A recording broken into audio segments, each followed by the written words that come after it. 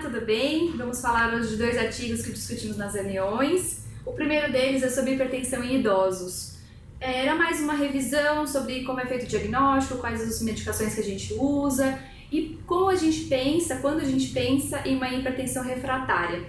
Então, só para a gente lembrar de fazer mais de uma aferição, pedir um controle, uma tabela de pressão que o paciente consiga fazer em casa, ou mesmo ir no ambulatório, ou no posto de saúde, na farmácia. Muitos pacientes já têm um aparelho de pressão, então fala para ele medir diversas vezes ao dia, em dias alternados, na verdade, né? Segunda, quarta, sexta, na segunda de manhã, na quarta à tarde, na sexta-feira à noite, para ver se estava sentindo alguma coisa, se tinha uma dor de cabeça, se bateu o pé, o que aconteceu para a pressão estar alterada, se ela altera mais de manhã, de tarde, de noite, estava estressado na hora que foi fazer a aferição.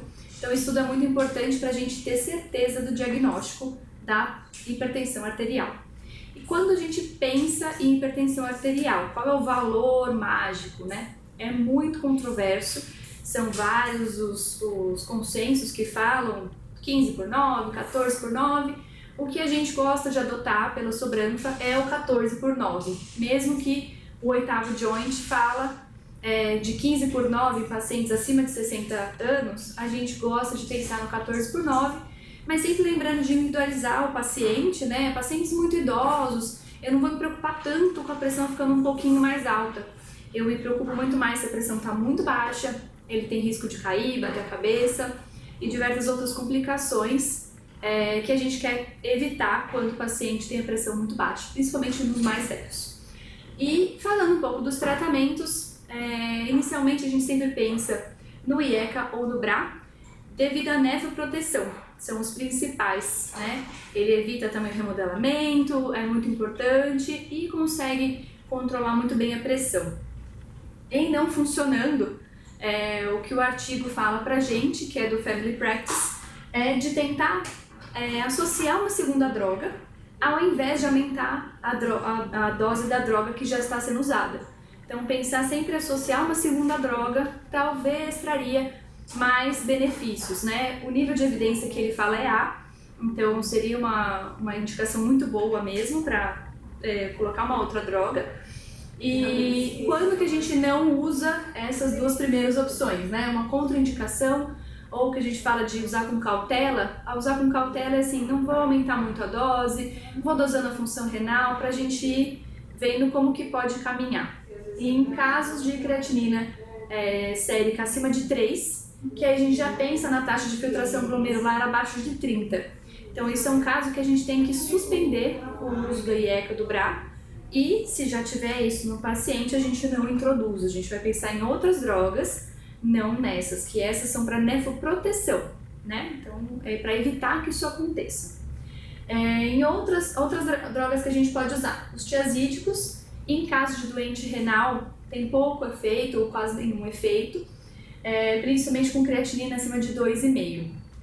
Os beta-bloqueadores, o principal deles é o atenolol como melhor hipotensor, e o carvedilol, o metoprolol e os outros, pensando mais no paciente que já é cardiopata, que já tem outras comorbidades. E geralmente a gente sabe, né? O paciente nunca vem com uma doença sozinho, só tem hipertensão, é mais raro, principalmente na nossa prática.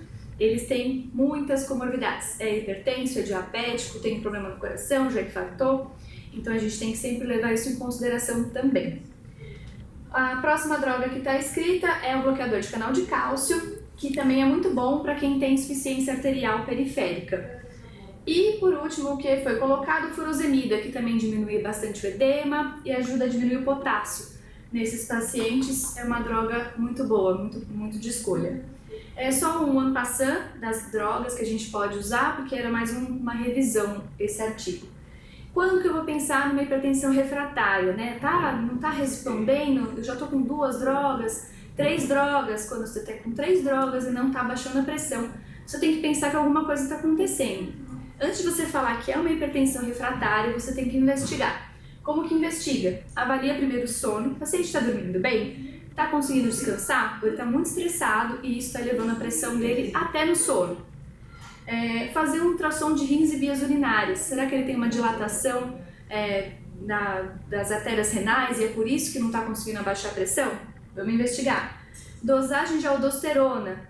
Por quê? Porque por causa do controle do sódio, isso é muito importante. Dosagem de TSH, hiper e hipotireoidismo podem mudar com a pressão, então isso a gente tem que ficar atento também. E sempre lembrar que no caso de uma hipertensão refratária, uma droga que a gente usa é a espironolactona. Então, depois que descartar aqueles eventos, a gente pensa nela também. Sempre lembrar de fazer o rastreamento de órgão-alvo nesses pacientes, desde o começo do diagnóstico. O paciente já veio com um diagnóstico, não tem um exame prévio? Pede para a gente ver como está evoluindo, para ir monitorando a lesão de órgão-alvo. E o que a gente vê, principalmente? Essas 3 coisas. Hipertrofia de ventrículo esquerdo, fazer a fundoscopia para ver se tem papiledema e dosar a microalbuminúria. São os principais que a gente tem que fazer. Espero que tenha ficado claro. Vamos falar do outro artigo. O segundo artigo são 5 interações medicamentosas que a gente tem que lembrar. Achei bem interessante esse artigo, a gente levou algumas coisas em consideração e aí só para ficar um pouco claro do que foi discutido. Primeiro item deles, antiepilético com contraceptivo hormonal oral. Não pode usar? Não, mas aquelas ideias de que corta o efeito podem sim ter uma relação. O nível de evidência dessa parte do artigo era nível B, mas mesmo assim a gente tem que pensar. Por quê? Tem uma interação do uso do citocromo P450 entre as 2 drogas. Então, o que foi recomendado? Se tiver que usar o anticoncepcional, para ele não perder a efetividade, que é isso que acontece, você tem um antiepilético, tem um contraceptivo oral, e o contraceptivo oral diminui a sua eficácia por causa do antiepilético. Então, para a gente não perder nenhum dos 2, se for usar um com estrógeno, que ele seja uma dose um pouco mais aumentada, e se for preferir por outros, né, que seria o caso que o artigo recomenda, preferir o diumirena ou a progesterona do tipo injetável, intramuscular, que seriam os mais seguros para prevenir uma gravidez e, lógico, né, levando em consideração que o uso de antiepilético, se por acaso a mulher engravida tem uma falha na contracepção, pode ter malformação fetal, complicações materno-fetais também, então pensar nesses pontos. O segundo ponto era o uso de inibidor de recaptação de serotonina junto com anti-inflamatórios não hormonais. E por quê? Não pode usar? Não, e assim, um antidepressivo com um anti-inflamatório. A gente usa isso diretamente na nossa rotina. Tem um idoso que está tratando depressão, tem uma dor, a gente tem que tratar com um anti-inflamatório naquele momento. Não pode usar? Não, pode usar, mas o que ele diz para usar? Com uma dose mais baixa. Preferir um que seja seletivo para COX-2, o meloxicam, por exemplo, uma dessas drogas, de uma dose mais baixa, mas que seja baixo efetivo para que consiga tratar aquela dor. Não precisa dar uma dose muito alta. E sempre lembrar de associar uma bomba de prótons, porque isso já vai trazer uma proteção também. Porque o que foi visto? Que os 2 em conjunto aumentam a acidez gástrica, a chance de ter úlceras pépticas e a chance de ter sangramentos de trato gastrointestinal. Então não é para usar nenhum dos 2 juntos? Não, pode usar, mas use uma dose mais baixa para evitar essas complicações por causa de interação das 2 medicações. O terceiro fala de anticoagulantes orais e os antiepilépticos também. Então, o que fazer? O que o estudo fala logo de início não uso. Mas a gente viu isso com muita cautela, né? Até coloca uma observação. O estudo que eles fizeram é um estudo de 2014, com mais de 3.000 pacientes, muito relevante, mas eram pacientes saudáveis, não eram pacientes que estavam com um risco aumentado. A gente até questionou como é que teria sido feito esse estudo com esses pacientes saudáveis se não tinha indicação para usar essas medicações. Então, o risco cardiovascular o risco de tromboembolismo seria muito difícil de prever se são pacientes que estão saudáveis. E o que ele fala que seria a interação desses 2? O anticoagulante oral, ele teria uma inibição, uma eliminação maior por causa do antiepilético. Então, você toma, ao invés de prevenir o tromboembolismo, você não está prevenindo tanto quanto poderia. Mas é muito relativo.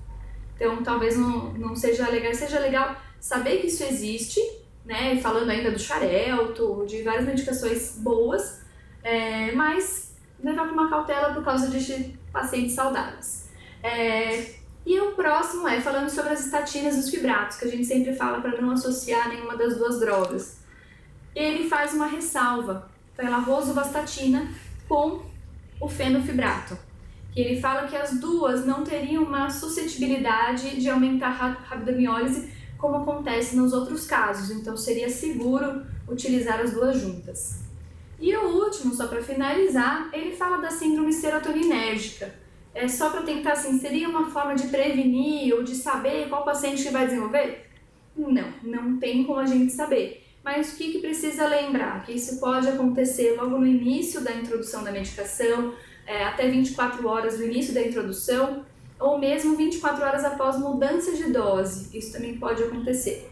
Quem que faz mais? Pode ser qualquer pessoa que pode fazer, mas quem que faz mais que eu tenho que tomar cuidado?